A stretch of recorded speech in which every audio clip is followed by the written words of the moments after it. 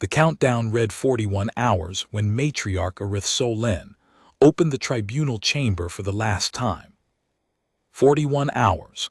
That was what remained of the formal grievance period, the window mandated by the Accord of Vethon, signed 9 centuries before her hatching, which stated that any dragon of rank could challenge a bonding designation before the conclave tribunal. After 41 hours, the designation would seal. The bond would be recognized, and the thing Arith had come here to prevent would become permanent law. She pressed her foreclaw against the chamber's entry seal. The door recognized her rank, Matriarch of the Solin line, 3rd seat of the High Registry, senior adjudicator for territorial disputes in the Ash provinces, and slid open with a low harmonic that resonated through the cartilage ridges along her jaw. The sound was old, older than the door, older than the chamber. It was the note the first tribunals had used to signal proceedings, and hearing it now, in the thin gray light of a morning she did not want to face, Arith felt something shift in the deep marrow of her bones. Grief, she knew the shape of it. She had carried it for 9 weeks, since the day they brought Vale home from the northern front. The chamber was a half-dome of pale stone, quarried from the cliffs above the Solin Eyrie 3,000 years ago. The walls curved inward and upward, converging on a skylight that led in a column of daylight so precise it struck the tribunal dais at center and nowhere else. The dais was a raised disk of obsidian, polished to a mirror shine, and the matriarch's chair, a high-backed seat carved from a single piece of volcanic glass, sat behind it, facing the petitioner's floor. Along the walls, tiered benches rose in shallow arcs for witnesses. Arith crossed to the chair. Her body was old, 712 years, 4 molts past her prime, and her scales had long since lost the deep copper luster of her youth. They were ash-gray now, roughened at the joints, the membrane of her wings thin enough that daylight showed the vein map beneath. Her horns had thickened with age, curving back over her skull like the prow of a ship that had seen too many storms. She moved with the deliberate economy of a body that knew its limits, and had decided, long ago, to spend its remaining motion on things that mattered. She sat. The chair accepted her weight with a faint creak. She placed both foreclaws on the obsidian surface of the dais and looked at the empty petitioner's floor and felt the countdown press against her chest like a second heartbeat. 41 hours. The tribunal had been her idea. She had filed the challenge the day after the bonding designation was submitted, a formal objection, citing Precedent 7 of the Vethon Accord, which held that any bond formed under conditions of extremity required adjudication before recognition. The conclave registrar had accepted the filing without comment. The tribunal clerk had scheduled 3 sessions. The first 2 were complete. This was the 3rd and final. She had not slept. The petitioner's door opened. 2 figures entered. The first was a dragon counselor Drethmarin, a mid-rank jurist from the Jade Registry, assigned as procedural witness. He was young by tribunal standards, perhaps 2 centuries, his scales a muted olive green, his manner the studied neutrality of someone who understood that this proceeding was above his station, and intended to survive it by saying as little as possible. The second was a human. Arith's jaw tightened. The muscles along her neck ridges contracted, a reflexive tension she had spent 9 weeks trying to suppress and had not yet mastered. She watched the human cross the petitioner's floor with the steady, unhurried stride of someone who had walked into rooms full of beings 40 times her size before, and had decided at some point that the difference in scale was not the most important thing in the room. Her name was Thessa Breck. She was a combat medic. 38 years old, though she looked older than Northern Front aged humans the way it aged everything, fast and without apology. She was average height, lean in the way of someone who had been eating field rations for too long, and she wore the plain gray fatigues of the Allied Medical Corps with the sleeves rolled to the elbow and no rank insignia. Her hands were scarred. Not the careful, occupational scarring of a surgeon, the uneven, layered scarring of someone who had done precise work in conditions that did not allow precision. Her hair was dark, cut short, threaded with early gray at the temples.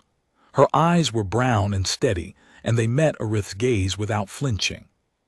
Behind those eyes, Arith knew, was the thing she had come here to argue against. Tribunal recognizes the petitioner, Counselor Marin said, reading from the procedural script. Thessa Breck, Combat Medic, Allied Medical Corps, Northern Front. Bonding designation, Vale Solène, Warrior Class, Solène Line. The Matriarch has filed formal challenge. This is the third and final hearing. The countdown stands at 40 hours and 53 minutes. Also present by prior summons, Healer Soreth of the Conclave Medical Registry, attending physician for the recovery of Vale Solène. Arith registered the third figure only, then Soreth, standing near the witness bench, a lean dragon with pale jade scales and the careful posture of a healer who had spent the previous 2 sessions providing clinical testimony and had returned today expecting more of the same. Soreth carried a data slab under one wing arm, the medical scans glowing faintly against the jade of the scales. "Thank you, Counselor," Arith said. Her voice was low and controlled, the dual throat harmonics damped to a single register. She did not want the human to hear the second voice. The second voice carried emotion, and emotion was not what this proceeding required. "Medic Breck," Arith said. "In the first hearing, you described the events of the Northern Front engagement on the 11th day of the Ash campaign. You detailed the collapse of Forward Station 9, the triage overflow, the failure of the communications array that prevented evacuation requests. In the second hearing, you provided medical documentation of Vale Solène's injuries and your subsequent treatment, arterial diagrams, clamp pressure logs, membrane repair schematics. I have reviewed all of it. I have had independent consultants review all of it. The clinical facts are not in dispute."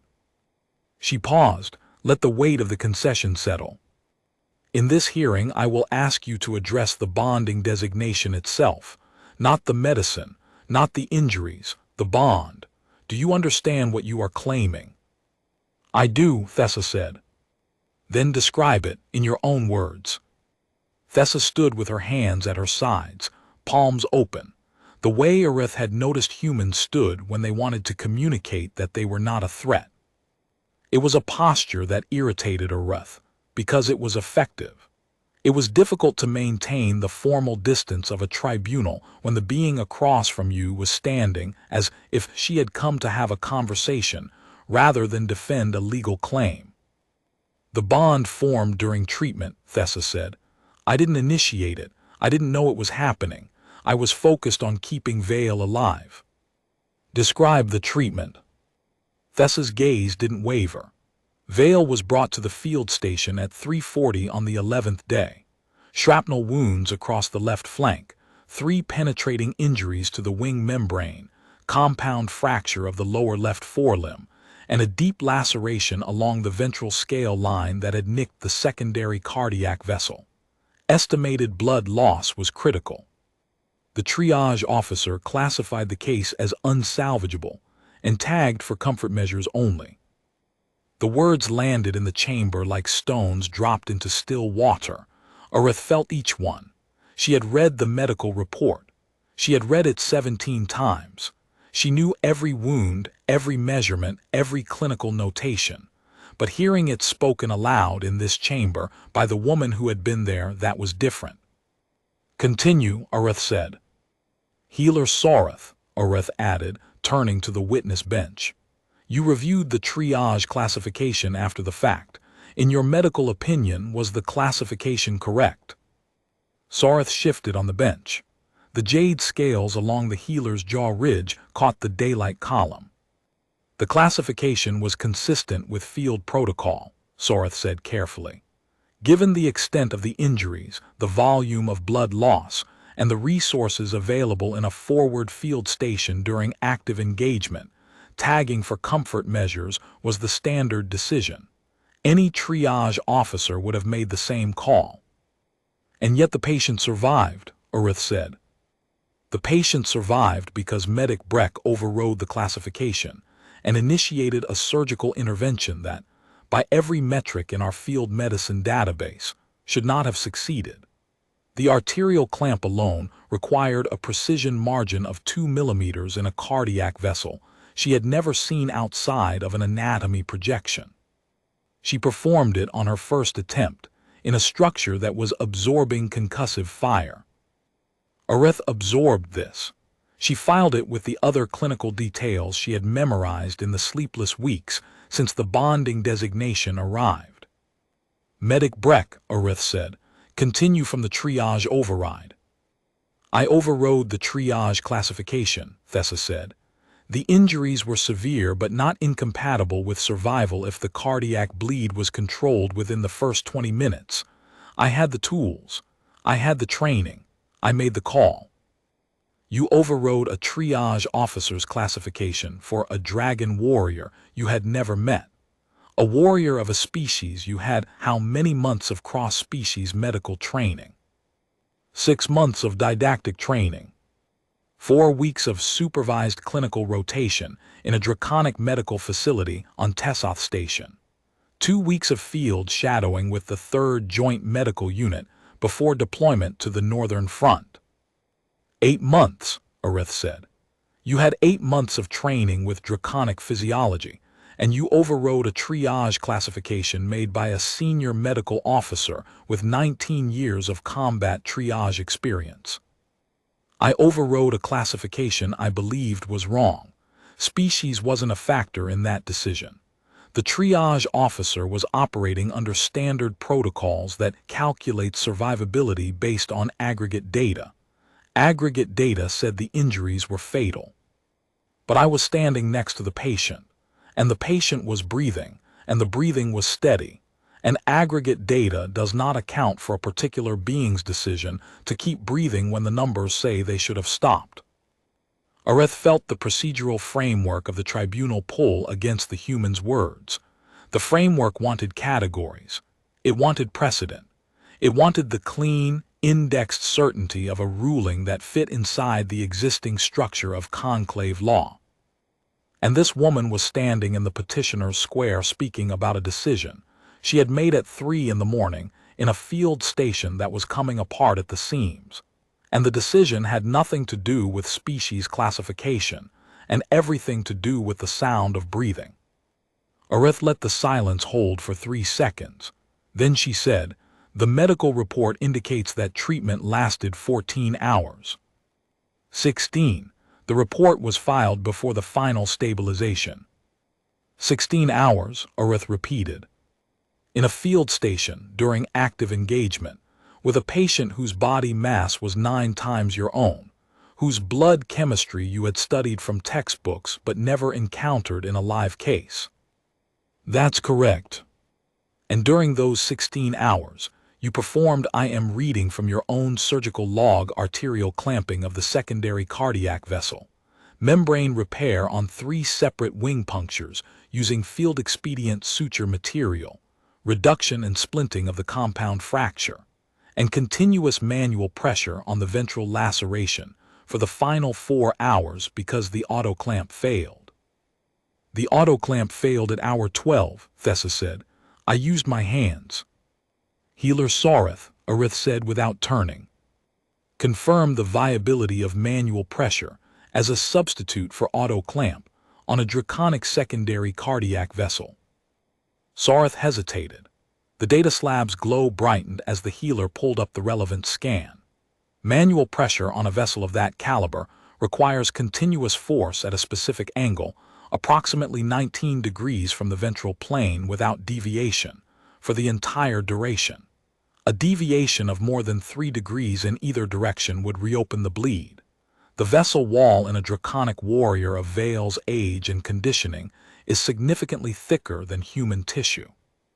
Maintaining the required pressure for 4 hours would demand sustained grip strength that exceeds the published ergonomic limits for human hands by a factor of 1.4. Meaning it should not be physically possible for a human, Arith said. Meaning it should not be comfortable, Sareth corrected. Humans are the published literature understates their capacity under duress. Their skeletal muscles can sustain output beyond rated thresholds when certain neurochemical conditions are met. The relevant condition in this case appears to have been that Medic Breck refused to allow the alternative. The alternative being Vale's death. Yes. Orith closed her eyes. She saw it not because Thessa had described it, but because Vale had. In the fragmented, pain-hazed account her grandchild had given from the recovery ward, the one detail that surfaced again and again was the hands.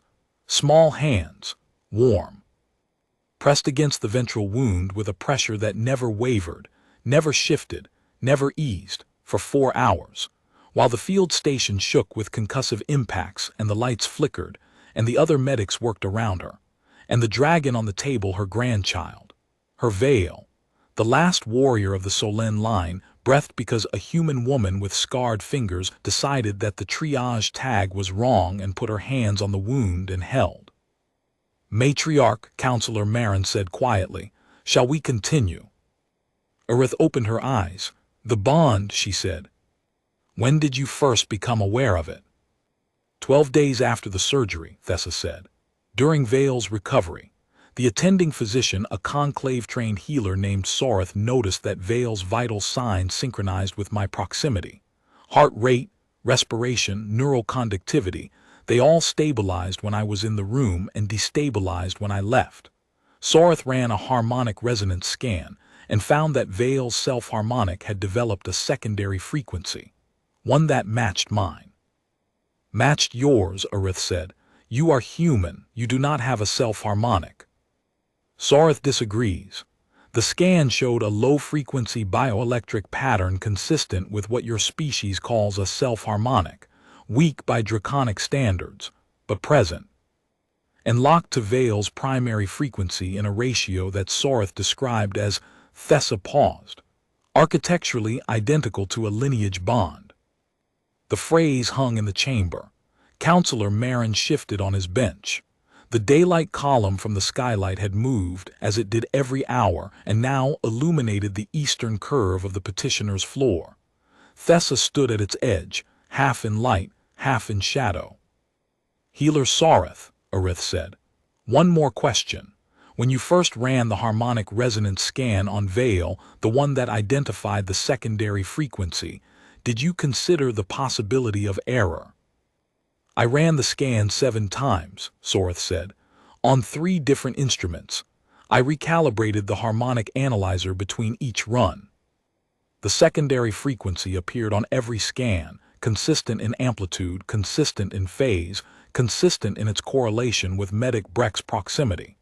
On the 6th scan, I brought in a colleague, senior healer Drenth, who has 60 years of harmonic diagnostic experience. He looked at the results and said nothing for 11 minutes. Then he asked me if the human was still in the building. I said yes. He asked me to have her leave the building." Medic Breck walked to the far side of the compound, approximately 400 meters.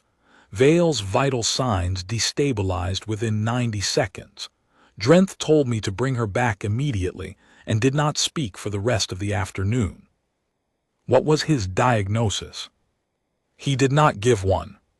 He said, and I am quoting from the consultation record, "There is no precedent for this. Document everything." The phrase settled into the chamber like sediment into still water. Counselor Marin's claws had gone still on his procedural pad. The daylight column crept another centimeter across the floor. Orith stood. The chair scraped against the dais. She walked to the front edge of the obsidian disc and looked down at Thessa from the height of the tribunal platform. The difference in scale was what it always was. Orith's head was 3 meters above the human's. Her wingspan, if she extended it, would shadow the entire petitioner's floor. She was old and diminished, but she was still a matriarch of a founding line, and the weight of that was not nothing. "Medic Breck," she said. "I have adjudicated territorial disputes for 4 centuries.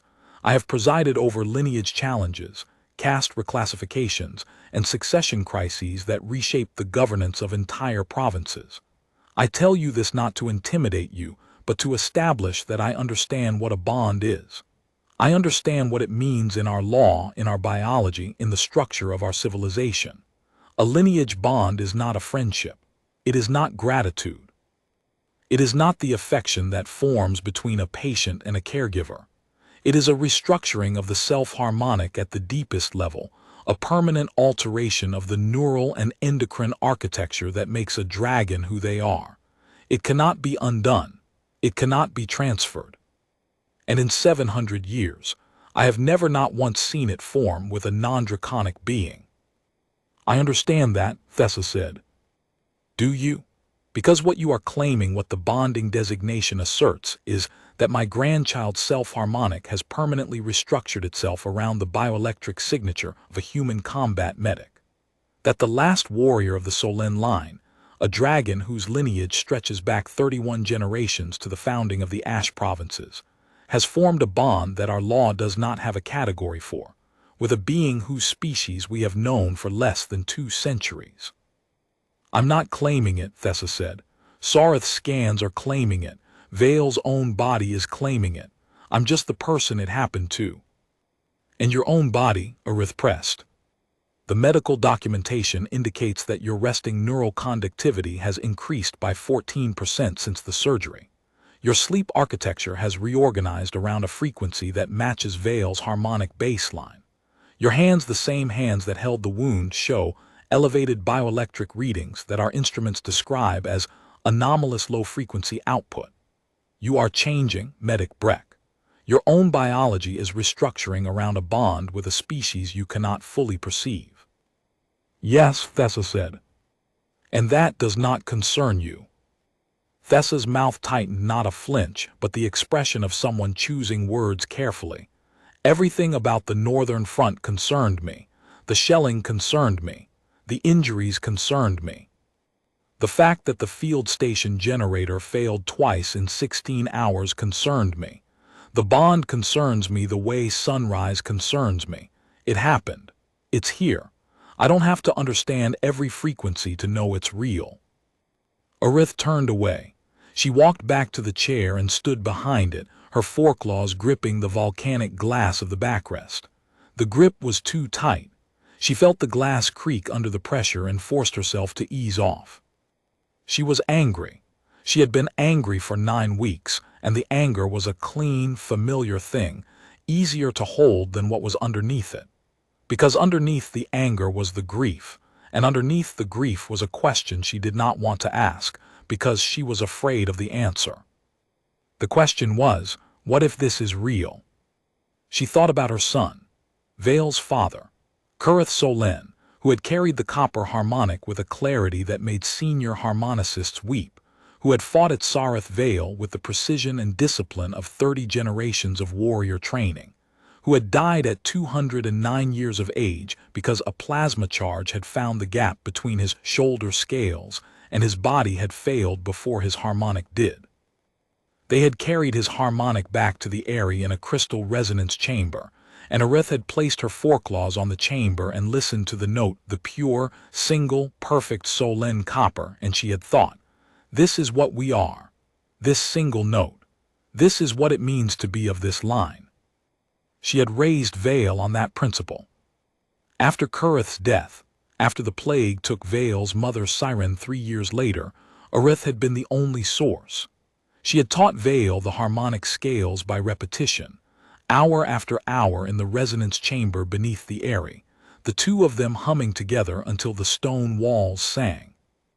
She had taught Vale that the harmonic was identity, that it was the thread connecting each Solin to every Solin who had come before, that it must be carried pure and passed on pure, and that nothing, not grief, not war, not the slow erosion of centuries, should alter its fundamental character. And now a human woman with scarred hands had altered it, not by force, not by intention, by the bare, reflexive act of refusing to let someone die. I want to speak to Vale, Arith said. Counselor Marin looked up. Matriarch, Vale Solin has already provided testimony in the first 2 hearings, the procedural. I am not asking for testimony. I am asking to see my grandchild. The silence in the chamber stretched. Counselor Marin consulted his procedural pad, found no relevant guideline, and looked at Thessa. "It's not my decision," Thessa said. "It's Vale's." "Then ask," Orith said. Thessa nodded. She turned and walked to the petitioner's door and spoke quietly to someone outside. There was a pause, 10 seconds, 15, 20, and then the door opened wider and Vale Solène entered the tribunal chamber. Orith had not seen Vale in 6 days. The last visit had been in the recovery ward, a formal call that had lasted 12 minutes and ended with Orith leaving, because she could not control the subharmonic tremor in her second voice, and she would not let Vale hear her grief. Vale was young, 63 years, barely past the second molt. The scales were a deep burnished copper, the color the Solène line had carried since the founding, though the left flank was still mottled with the pale pink of new growth where the shrapnel wounds were healing. The left wing hung at a careful angle, the membrane patches visible as slightly lighter panels against the dark copper membrane. The lower left forelimb was braced, a lightweight composite splint that allowed weight-bearing but restricted rotation. And along the ventral line, visible when Vale moved, was the scar, a long raised ridge of tissue that ran from the fourth rib to the hip joint, sealed and healed, the work of 16 hours of surgery and 4 hours of a human woman's hands pressing against the wound that would have killed. Vale moved slowly. Not from weakness, Orith could read that in the fluid mechanics of the gait, the weight distribution, the set of the shoulders. Vale moved slowly the way someone moves when they are carrying something precious and do not want to drop it. Orith cataloged every detail because cataloging was what she did when emotion threatened to override function. The slight asymmetry in Vale's stride, the splinted left forelimb, compensating with a micro-extension of the right hip. The new scale growth on the left flank, pale and tender, the body rebuilding itself cell by cell over the shrapnel craters. The careful angle of the left wing, extended just enough to test its repair, but not enough to stress the membrane patches. Her grandchild was healing. The body was healing. What Orith was less certain about was whether the warrior she had trained was still inside that body, or whether something new had taken up residence alongside. Vale crossed the petitioner's floor, and as the young dragon passed through the column of daylight, the copper scales flared with a brilliance that caught Orith in the chest. It was Kurith's copper. Her dead son's color, carried forward through a generation she had not expected to survive the northern front, alive and luminous in the morning light of a tribunal chamber. The specificity of the grief struck her, not grief for the line, not grief for tradition, but grief for the particular, irreplaceable fact of her son's color on her grandchild's scales, and the knowledge that whatever came next, whatever the bond made of Vale, that color would carry a frequency that Kurith had never heard. Vale stopped beside Thessa, and something happened that Orith had been dreading since the day the bonding designation was filed. Vale's self-harmonic shifted. Orith heard it. Every dragon in the chamber heard it, the deep, chest-seated vibration that was as unique to each dragon as a fingerprint. Vale's harmonic had always been a clean, single-note tone, high for a warrior, clear as struck metal. Now it carried a second frequency. Lower, warmer, threaded through the primary note like a vine through a lattice, inseparable, integrated, not imposed but grown. And when Vale stood beside Thessa, the second frequency strengthened, and Orith watched Thessa's posture change, a subtle easing of the shoulders, a softening of the jaw, the unconscious response of a body recognizing the presence of something it was tuned to. It was real as the stone under her claws, as real as the daylight through the skylight, as real as the grief she carried and the chair she sat in, and the 7 centuries of ruling she had rendered from behind this dais. She could feel the harmonic in her own body, the sympathetic vibration that all Solène experienced in the presence of lineage kin, the deep marrow-level recognition that said this being shares your frequency. Vale's harmonic had always triggered that recognition. It still did. But now it triggered something additional, a faint, warm undertone that Arith's nervous system did not know how to categorize. It was not Solène. It was not draconic. It was human. And it was there. Arith had known it was real since the first hearing.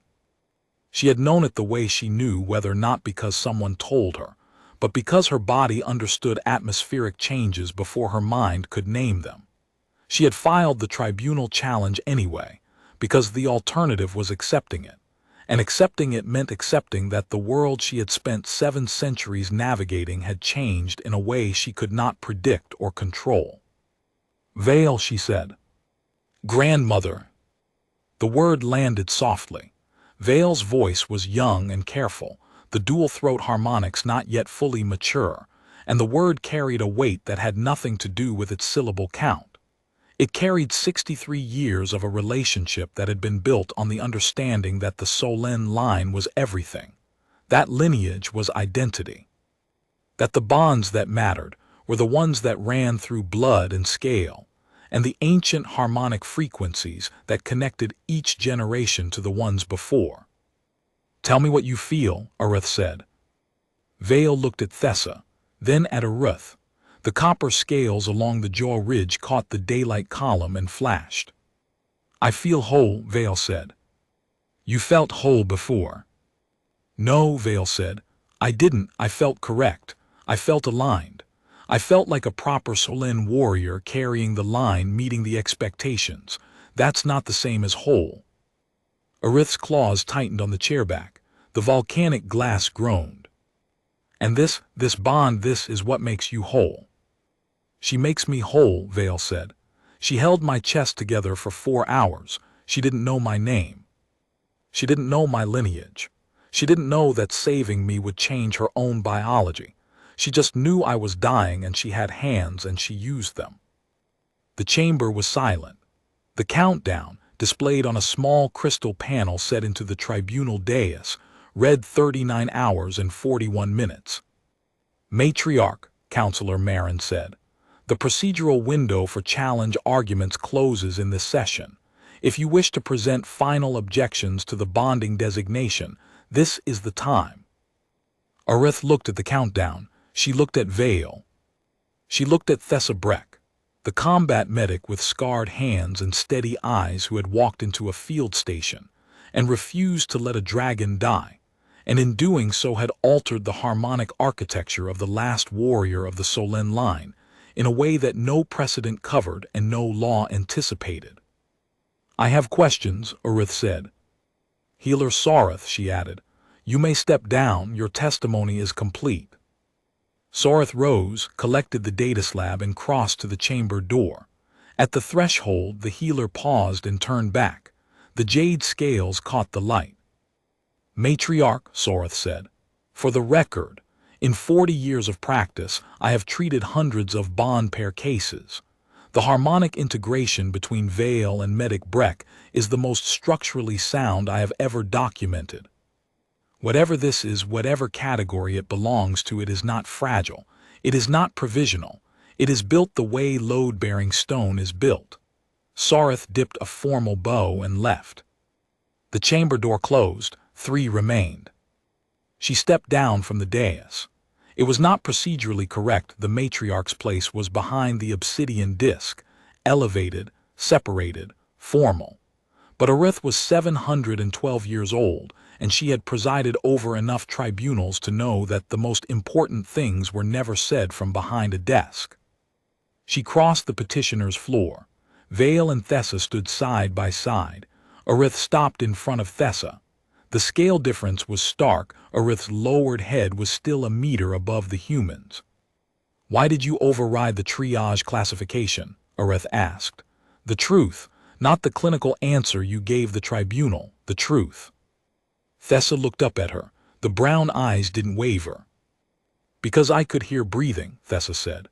"Under all the blood and the shrapnel and the machines and the concussive noise from outside, I could hear breathing. Slow, steady, not the breathing of something dying, the breathing of something fighting to stay. And I thought, if this being is still fighting, then I don't get to stop." Arith felt the words settle into her chest. They nested there beside the grief, beside the anger, beside the question she had been afraid to ask. And the bond, Orith said, you did not seek it. No. You did not know it was forming. No. I was focused on the wound, on the blood, on keeping the clamp pressure steady. I didn't feel anything unusual until days later, when I realized I could sense Vale's heartbeat from across the recovery ward. I thought it was stress, hypervigilance, the kind of thing that happens when you've spent 16 hours keeping someone alive. Your nervous system stays locked on them. It took Sarith to tell me it was something else. And now that you know what it is, now that you understand that this bond will shape the rest of your life, that it will bind you to the Solen line, to our customs, to a civilization that is not yours, to responsibilities you did not choose, do you accept it? Thessa was quiet for 3 heartbeats. Then she said, I accepted it the moment I put my hands on the wound. You didn't know. I didn't know the word for it. I didn't know the biology, but I knew what I was doing. I was deciding that this life mattered more than my fatigue, more than my fear, more than the triage tag. That's a bond. Your species gives it a harmonic frequency. Mine just calls it commitment. Orith turned to Vale. Her grandchild stood with the careful posture of a young dragon who understood that this moment was a hinge, that what happened in this chamber would determine the shape of their future. Vale, Orith said, your father died at the Battle of Sarith Vale. Your mother died in the Ash Province plague. I raised you. I taught you the Solen histories. I showed you the harmonic scales. I trained your warrior instincts and I sharpened your combat reflexes, and I gave you everything I had because you were the last Solen warrior, the end of a line that stretches back 31 generations. Vale did not look away. I know. And you are telling me that this human woman, this small, short-lived, scarred woman who will be dead in 40 years while you are still in your prime, is your bond partner, that her frequency is woven into yours, that the Solen harmonic, the note I have carried for 7 centuries and my mother carried before me, now includes a human thread. Yes, Vale said, and I know what you are going to say next, because you have said it in every conversation we have had since I came home. You will say that a bond with a human is a bond with mortality. That Thessa will live 50 years if she is fortunate, and I will live 500, and the frequency she wove into my harmonic will outlast her by centuries, and I will carry the echo of a dead bond partner through the rest of my life like a wound that cannot close. The words hit Orith like a physical force. She had rehearsed that argument. She had planned to make it the centerpiece of this hearing, the temporal asymmetry, the biological cruelty of a bond between species with lifespans measured on different scales. It was her strongest objection. It was the one she believed would make the tribunal pause, would make even Thessa hesitate, and Vale had taken it from her mouth before she could speak it. Yes, Orith said. That is what I was going to say. Then hear my answer, Vale said. When Thessa dies, and she will die, and I will grieve, and the grief will be proportional to the bond, which means it will be the worst thing I have ever experienced when that happens. The frequency will not be an echo.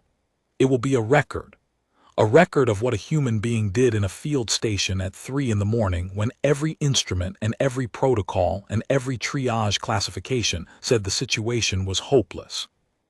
A record of 4 hours of hands that did not let go. I will carry that record for the rest of my life, and it will make me a better Solen than I would have been without it, and the line will be stronger for having contained it. Orith closed her eyes. Behind her eyelids, the grief was a landscape. She knew its terrain. She had walked it since the day they brought Vale home broken, since the day the bonding scan results arrived on her desk, since the day she understood that the thing she feared most was not that her grandchild had bonded with a human, but that her grandchild had found something she herself had never found. Wholeness. Orith had been matriarch for 400 years. She had served the line. She had adjudicated and governed and preserved. She had buried a son, a daughter-in-law, 3 clutch siblings, and more friends than she could count without the registry. She had done everything correctly. She had carried the Solène harmonic with precision and discipline, and she had never once felt whole. She had felt correct. Aligned proper. She opened her eyes. "Counselor Marin," she said. "Matriarch. Strike the challenge." The chamber went still. Counselor Marin's procedural pad nearly slipped from his claws. "Matriarch, the challenge has 2 sessions of recorded objections. Striking it would." "I know what it would do. Strike it. The bonding designation stands." "Matriarch, respectfully, the precedent implications are substantial. No cross-species bond has been recognized in the history of the conclave. The registrar will require a rationale that can withstand formal review. Other lineages will cite this ruling. The Jade Registry, the Iron Seat, the Ash Council, they will all use this as precedent for cases we cannot anticipate." Arith looked at the young counselor. His olive-green scales were flushed along the jaw ridge, the involuntary chromatic response of a dragon under extreme procedural stress. He was not wrong. Every word he said was accurate. Every implication was real. Other lineages would see this ruling and file their own cross-species bonding designations, and the conclave's legal framework, built over millennia on the assumption that bonds formed only between dragons, would crack open, and what poured through the crack would reshape everything. Arith knew this. She had known it since the first hearing. She had spent 9 weeks calculating exactly how many structures would shift, how many precedents would bend, how many matriarchs and patriarchs and council members would send furious formal objections to her desk. "I have adjudicated precedent for 4 centuries, she said. "I am aware of the implications, every one of them. The bonding designation stands because the bond is real. I have heard the harmonic. I have seen the synchronization. I have looked at the scans and the medical reports and the testimony, and I have listened to my grandchild say the word whole and mean it for the first time in 63 years. I am not going to stand behind a desk and argue against something that is alive in this room. If the Jade Registry objects, they may file a counter-challenge. I will adjudicate that one too." She turned to Thessa. The human looked up at her, and Arith saw something she had not expected, not triumph, not relief, but the quiet, steady recognition of one being who understood what it cost another to let go.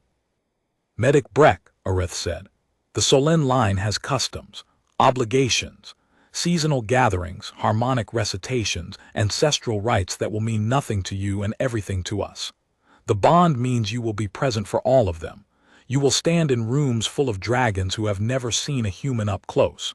You will eat food that tastes like chalk to your species. You will listen to harmonic frequencies that are below your hearing range and pretend you can feel them." "I don't pretend," Thessa said. "I feel them." Sorith confirmed it. "Whatever happened during the surgery, whatever that bond did to my neurology, I hear the harmonics now. Not the way you do, not with the same resolution, but I hear them."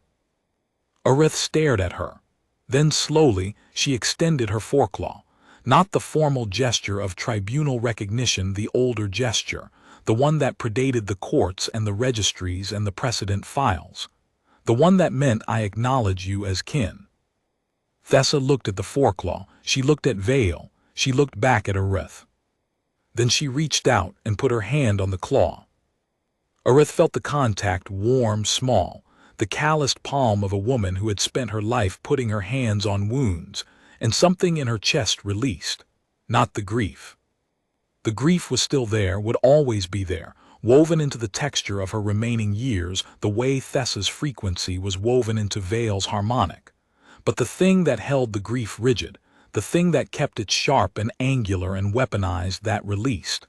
And what was left was softer, rounder, something she could carry without it cutting her. "The customs begin with a meal," Arith said. "The bonding meal, 3 days after designation. The entire Solène household gathers. There will be 47 dragons and you. The food will be terrible. The speeches will be long. My cousin Keithrin will try to test you with a dominance display. Ignore him. He does it to everyone. Vale will sit beside you and their harmonic will hold you steady. That is how it works. Thessa's hand was still on Arith's claw. I'll be there. I know you will. Arith withdrew her claw slowly. Counselor Marin, record the following for the official registry. Marin scrambled for his procedural pad. Ready, Matriarch. Entry for the Solène Line Registry. Date today. Subject, bonding designation of Vale Solène Warrior Class to Thessa Breck Human Combat Medic. Challenge filed by Matriarch Arith Solène. Challenge withdrawn. Reason, the Matriarch acknowledges the bond as genuine, unprecedented, and real. The Solène Line extends recognition to Thessa Breck as bondkin. The harmonic of the Solène Line, which has carried a single frequency for 31 generations, now carries 2. Marin wrote.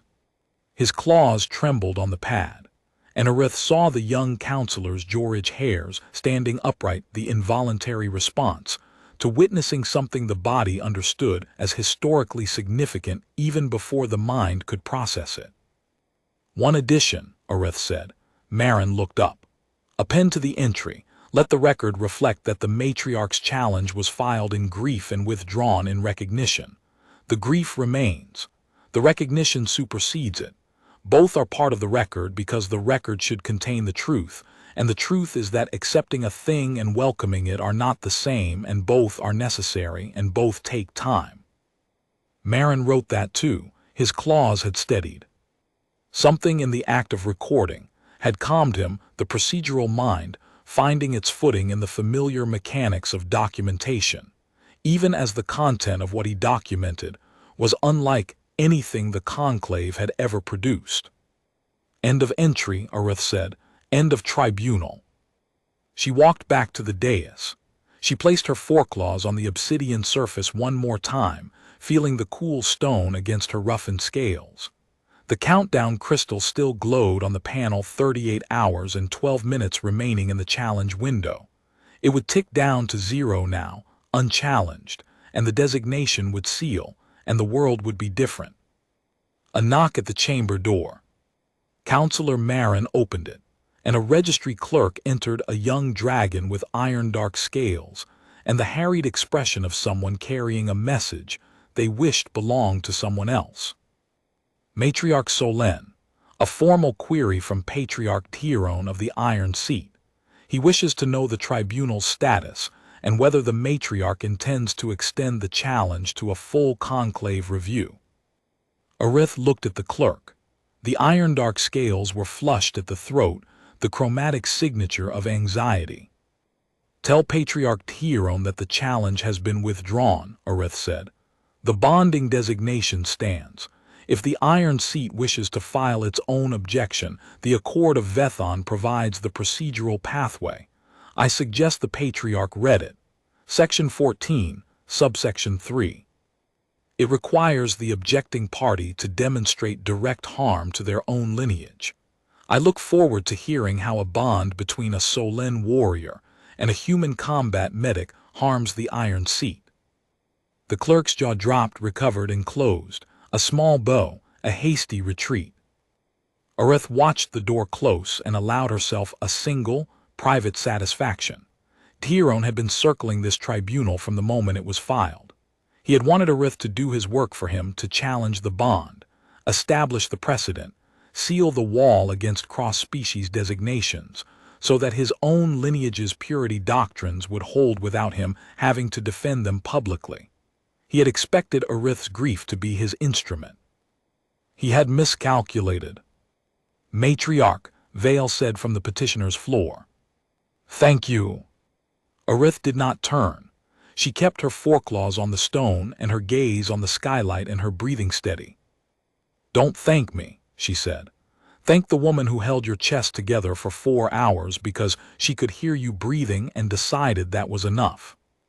She heard Vale's harmonic surge, the copper note rising, the human-threaded second frequency braiding through it, and she heard Thessa's breath catch, the involuntary response of a body that was still learning what it meant to be part of something older than its species.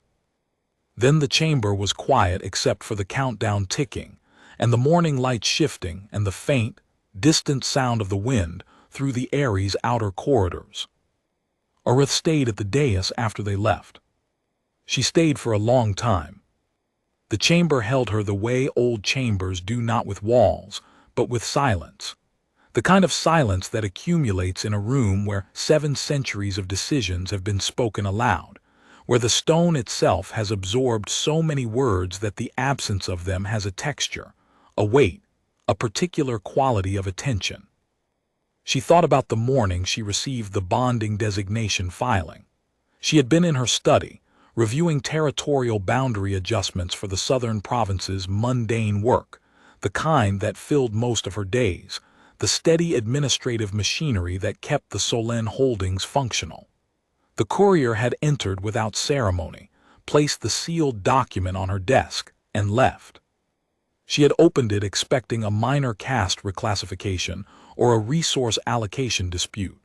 Instead, she had found Vale's name, and beside it, a human's name, and beneath both, the clinical language of a harmonic scan that described something her entire legal framework said should not exist. She remembered the exact moment the grief arrived. Not slowly, not as a creeping realization, but all at once, like a door opening into a room she hadn't known was there. The grief was not for the bond. The grief was for the world she had built, the 7 centuries of careful, disciplined, single-frequency existence that had been her identity, her purpose, her definition of what it meant to be Solène. That world was complete. It was coherent. It was hers. And in one clinical document, on one ordinary morning, it had cracked open, and through the crack she could see something vast and uncharted and terrifying. And the terror was not that it was wrong, but that it might be beautiful. She had filed the tribunal challenge within the hour. The daylight column moved across the floor, tracking the sun's arc through the skylight. It climbed the eastern wall, illuminated the carved reliefs of the first Solène matriarchs, their faces stylized, their wings spread, their harmonics represented by spiraling glyphs that wound around their bodies like currents of invisible sound. Arith knew each of them by name. She knew their histories, their rulings, their triumphs and failures. She had memorized the harmonic sequences associated with each era, the subtle shifts in frequency that marked the passage of centuries, the way the Solène note had deepened and complexified and remained, always, fundamentally itself. And now it had changed, not deepened, not shifted, changed. A new frequency, a new thread, something that had never been there before and would never leave. She thought about Vale saying whole. She thought about what that word meant when spoken by someone who had spent 63 years being correct and had never known the difference. She thought about herself at 63, already a junior adjudicator, already disciplined, already carrying the harmonic with the precision her own matriarch had demanded. She had been correct at 63. She had been correct at 100, at 200, at 500. She had been correct her entire life. She had served the line. She had buried her dead. She had maintained the note. And not once in 712 years had she used the word whole to describe herself. The realization was not a revelation. It was more like a bone setting the sharp, necessary pain of something moving into a position it should have occupied all along. She had been correct. She had never been whole. And the difference between those two states was not a flaw in her discipline or a failure of her training. It was a limitation she had inherited along with the harmonic, the assumption that a single note was enough, that purity meant sufficiency, that carrying the line meant carrying it alone. She thought about Thessa Breck's hands, the scarred, calloused hands of a combat medic, pressed against a wound for 4 hours in a field station that was shaking apart. She thought about the choice that was encoded in that act, the refusal to accept the triage tag, the insistence that the breathing she heard was a sufficient reason to stay. She thought about what it meant that a being whose entire life would last less than a century had restructured the harmonic architecture of a lineage that had lasted 31 generations, and that she had done it without knowing, without trying, without any intention other than the bare, human refusal to let someone die while she had hands. That was the thing about humans. Areth had studied them since the first interspecies contact, when the Conclave's diplomatic corps had sent assessment teams to catalog the new species. She had read every report. She had reviewed the biological surveys, the cultural analyses, the military assessments. She had attended 7 cross-species governance conferences. She had even, in a moment of private curiosity that she had never disclosed to anyone, visited a human settlement on the border world of Tessoth and spent 3 days observing their markets, their hospitals, their schools, their chaotic, overlapping social structures that seemed to function despite having no harmonic architecture at all. And the thing that confounded her every time was the scale mismatch. They lived for decades. Their bodies were fragile. They had no harmonics, no lineage bonds, no caste system, no structure that guaranteed their individual significance. They built civilizations knowing they would not live to see them mature. They raised children knowing they would miss most of the story. They loved knowing that loss was built into the architecture of every attachment they formed. And yet they committed. They committed to things that would outlast them, to relationships, to principles, to the bare act of pressing their hands against a wound, with a ferocity that made the commitment itself a kind of permanence. It was as if the brevity of their lives, instead of making them cautious, made them reckless with their generosity. As if they had calculated the cost of caring and decided that the cost of not caring was worse. Thessa Breck would die in 40 years, maybe 50 if her health held. Vale would live for centuries. The bond would endure through Vale's entire lifetime, a second frequency that would never again be single note, a permanent alteration carried forward through every molt, every battle, every moment of Vale's long draconic life. And Thessa would be gone, a human lifetime, a breath measured against the Solène line's history. But the frequency would remain. That was what Areth had been grieving, not the bond itself, not the loss of purity or tradition or the single-note harmonic she had carried for 7 centuries. She had been grieving the realization that permanence did not require duration, that a human woman's 40 years could leave a mark that outlasted millennia, that the most enduring thing about the Solène line might not be its 31 generations of draconic purity, but the 4 hours a combat medic spent with her hands on a wound she refused to let open. Areth pressed her foreclaws flat against the obsidian. The stone was warm now. The daylight column had reached the dais, and the surface held the heat the way old stone does, slowly, deeply, reluctant to let go. She closed her eyes. She thought about the tribunal chamber's walls, the carved reliefs of the first Solène matriarchs, their stylized faces, their spread wings, the spiraling harmonic glyphs. 31 matriarchs had sat in that chair before her. 31 had presided over rulings that shaped the line's trajectory. Some had faced succession crises. Some had navigated wars.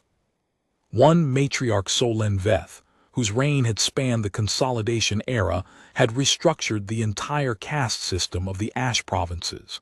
But none of them had done what Areth had done today. None of them had opened the line. She hummed. The sound was low, old, a single note that had been passed from matriarch to matriarch for 3,000 years, each one adding a faint inflection, a micro-variation that was inaudible to anyone outside the lineage, but that Areth could feel in the marrow of her bones. It was the Solène harmonic, her inheritance, her identity. She held the note, and then, carefully, the way a weaver introduces a new thread into an established pattern, she let the second frequency in. She did not know Thessa Breck's bioelectric signature the way Vale did. She had not lain under the woman's hands for 16 hours, had not felt the steady pressure of those fingers against her own flesh. But she knew the shape of it. She had heard it in Vale's harmonic, the lower, warmer thread that braided through the copper note like a river through stone. She found it. She hummed it. The 2 frequencies merged. The sound was not what she expected. It was not diminished. It was not diluted. It was fuller, richer. A chord where there had been a note, a harmony where there had been a solo. The carved matriarchs on the walls seemed to lean in, their stone faces catching the new sound the way old stone catches warmth. Arith hummed until the daylight column moved past the dais, and the chamber dimmed to the soft, ambient gray of a morning becoming afternoon. She hummed until her throat ached and her chest vibrated, and the obsidian surface under her foreclaws sang in sympathetic resonance. Somewhere in the humming she found Kurith, not the warrior, not the son who had carried the copper note with such clarity, the boy, the 60-year-old hatchling who had once come to her in this same chamber after a training session and pressed his head against her flank and said, "Grandmother, do you think the harmonic can hold more than one thing?" She had told him no. She had told him the harmonic was a single note, pure and undivided, and that its strength came from that singleness. He had accepted the answer the way children accept answers from authorities they trust completely, uncritically, the question filed away but not forgotten. She wondered now whether Kurith would have given a different answer to Vale, whether the boy who asked whether the harmonic could hold more than one thing would have recognized, in his own child's bond with a human, the answer to his question. Yes, the harmonic could hold more than one thing. It could hold a copper note and a human frequency. It could hold 31 generations and a single night in a field station. It could hold purity and change. It could hold grief and acceptance. It could hold the entire Solen line and one combat medic with scarred hands, and it would not break. It would change. Change was not breaking. She hummed until the grief, the old heavy grief that had lived in her chest for 9 weeks, settled into something different, not gone, not healed, but reshaped. Rounded. Something she could carry the way the stone carried warmth, slowly, deeply, reluctant to let go. When she stopped, the chamber was silent. The countdown crystal read 34 hours and 9 minutes. She stood, she walked to the petitioner's door. She opened it and stepped into the corridor. The area was bright. The outer corridors were open to the sky on one side, a design choice made by the first Solen matriarch, who had believed that governance should never be separated from weather, and the morning had matured into a brilliant, hard-edged afternoon, the kind of day where the sky was so blue it looked artificial, and the sunlight had an almost physical weight. The stone walls of the corridor caught the light and threw it back in warm tones, amber, gold, the faint rust red of iron deposits in the quarried cliff face. The corridor curved and opened onto the outer garden. 3 members of the Solen household were standing at the garden's edge: Keithrin, her cousin, a broad-shouldered dragon with tarnished bronze scales and the permanently skeptical expression of someone who had opinions about everything and the seniority to share them, and 2 younger Solen, warriors of Vale's generation, whose names were Briss and Solen Neath. They were watching something. Their postures were arrested: Keithrin's forelimbs locked, Briss leaning forward, Neath's George hairs at full extension. Arith followed their gaze. Vale was in the outer garden, the terrace space where the Solen household grew the mineral herbs that supplemented the draconic diet. Thessa was beside Vale, sitting on the low stone wall that bordered the upper terrace, her legs dangling over the edge, her face turned up to the sun. Vale was lying on the warm flagstones, wings spread to catch the light, both wings, the repaired left one extended carefully, the membrane patches visible but healing, the morning sun turning the copper scales to liquid metal. They were not touching. They were not speaking. They were simply present in the same space, in the same light, and Arith could hear the harmonic from the corridor, Vale's copper note, steady and clear, and the second frequency, the human thread, woven through it like warmth through stone. Keithrin shifted. "It's real then," he said, not to Arith, to the air. "It's real," Arith said. "Tiron will make trouble. Tiron will try. Tiron always tries. Tiron has been trying for 200 years, and he has not yet succeeded in anything more consequential than raising my blood pressure." Keithrin's jaw twitched, the draconic equivalent of a suppressed smile. He looked at Arith, and she saw something in the old bronze eyes she had not expected. Not opposition, not confusion, but the careful, steady attention of a dragon who was watching his matriarch navigate something new and was deciding whether to follow. "The bonding meal," he said, "3 days. Yes. I'll handle the kitchens. The human will need a separate preparation. Their digestion can't process mineral char. I'll speak to the township liaison about compatible foods." Arith stared at him. In 400 years of heading the Solène household, Keithrin had never voluntarily involved himself in meal logistics. He considered cooking beneath his caste, and had said so at every seasonal gathering Arith could remember. "What?" he said, catching her look. "The warrior bonded.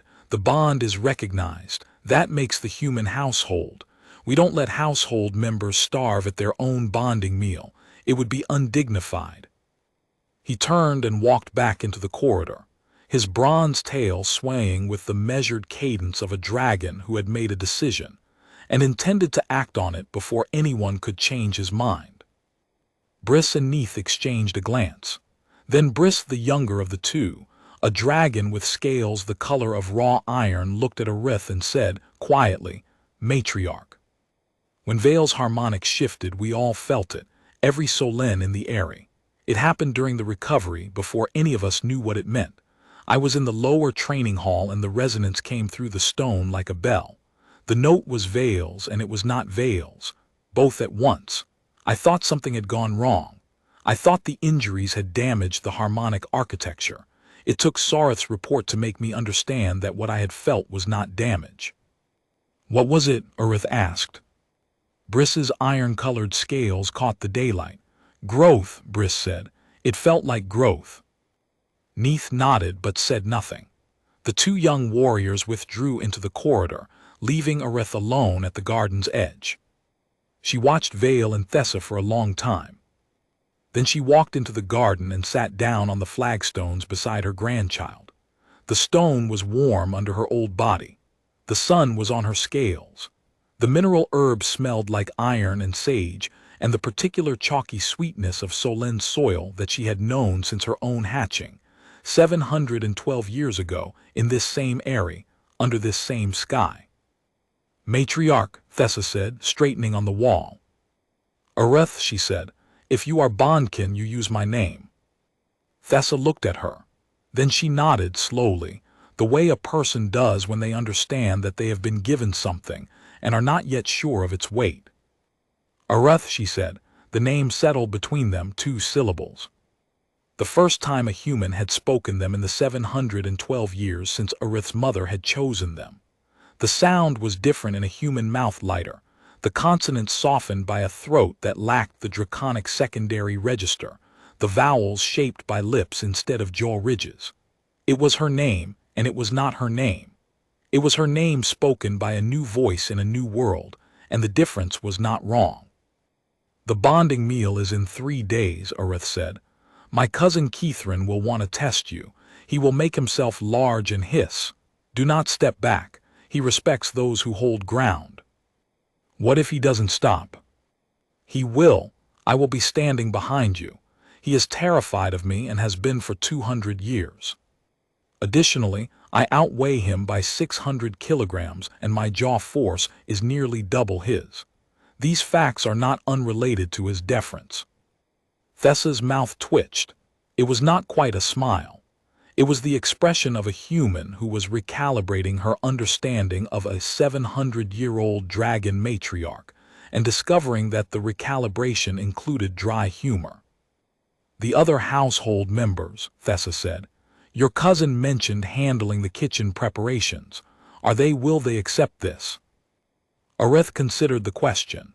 She considered the bronze stubbornness of Keithrin volunteering for kitchen duty. She considered Briss calling the harmonic shift growth. She considered the young warriors and the old adjudicators and the healer and the counselor and the entire institutional apparatus of the Solène line, all of them processing the same unprecedented fact in their own way, all of them arriving, at their own pace, at the same destination she had arrived at in the tribunal chamber. "Some will accept it immediately," she said. "Some will take years. A few may never accept it. That is their right and their limitation. The bond does not require universal approval. It requires the two who carry it and the matriarch who recognizes it. The rest is weather. Vale's harmonic shifted, a bright ripple through the copper note that Arith recognized as laughter. It was the first time she had heard Vale laugh since the Northern Front. The sound was clear and young, and it carried the second frequency with it, the human thread rising with the joy, inseparable. Arith leaned back against the terrace wall. The stone was warm. The sun was high.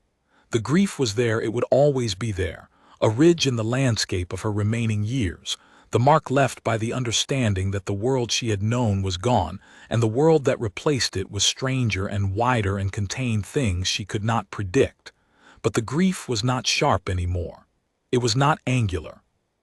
It was the grief of a river that had found a new channel. The water was the same, but the banks had widened, and the current was slower, and the surface caught the light differently.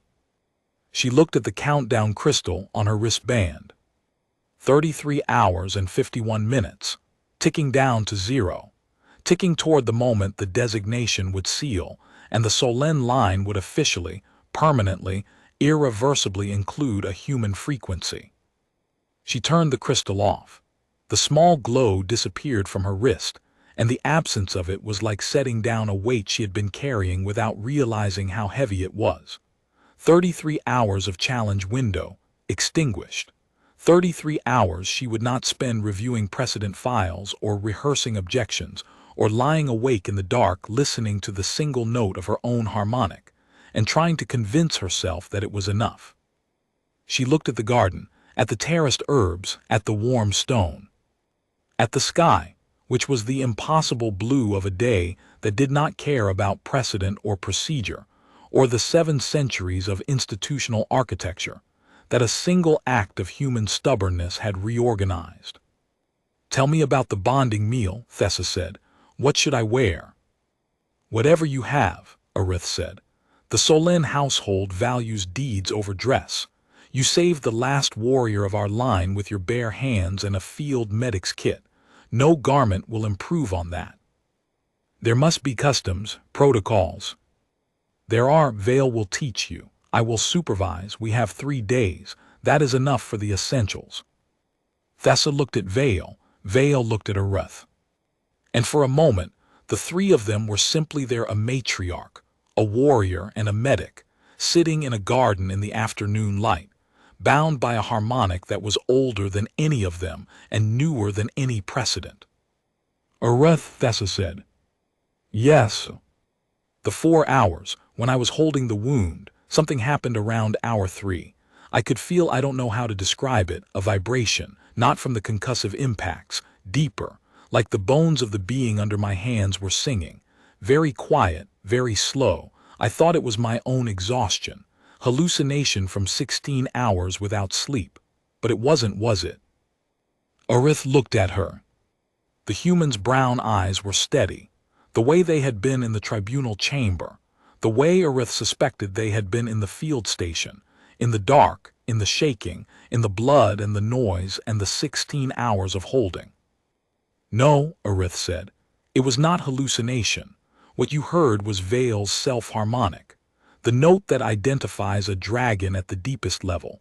It surfaces under extreme stress, a survival mechanism, an involuntary broadcast. Vale was dying, and the harmonic was calling for anyone who could hear it. And I heard it." "You heard it. A human with no draconic biology, no harmonic training, no sensory equipment designed for the frequency. You heard it through bone conduction, through the contact of your hands on Vale's ventral wound, through 16 hours of direct physical engagement with a body that was broadcasting its most fundamental signal. And your own neurology, your human neurology, with its plasticity, its adaptability, its absurd willingness to restructure itself in response to experience, your neurology answered." Thessa was quiet, then she said, "Is that what the bond is? An answer?" Arith considered the question. She considered it the way she considered precedent, carefully, from multiple angles, aware that the answer would shape what came after. The bond is a recognition, she said. Between our species, it forms when two harmonics encounter each other and find that they are compatible, complementary, that together they create a frequency that neither could produce alone. It is not chosen. It is not earned. It simply is. The way a note and its harmonic are not composed, they exist in the physics of sound. All that is required is for someone to play the note and the harmonic arises. She paused. You played the note, she said.